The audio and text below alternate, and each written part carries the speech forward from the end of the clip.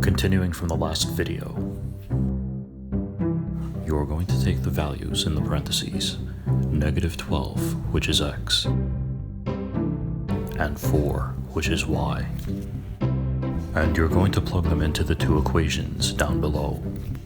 Start with the first equation, 2y plus 8x equals -52. You're going to take the -12 and plug it into this x term, and you're going to take the 4 and plug it into this y term.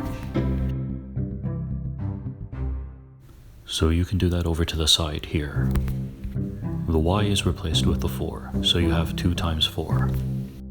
And the x is replaced with -12, so you have plus 8 times -12. You're going to bring the -52 down as well. Now you can simplify it on the next line. 2 times 4 is 8, plus 8 times -12 is -96. Bring down the -52. Now on the next line you can simplify the signs here. So it becomes 8 minus 96 equals -52. 8 minus 96 is -88. Now you have a simplified statement. However, -88 does not equal -52. So the result is a false statement. You don't even have to check the other equation. Because this first equation results in a false statement, the answer is going to be no.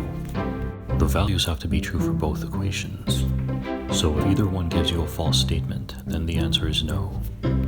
The ordered pair is not a solution of the given system. Leave a comment below. Subscribing is free.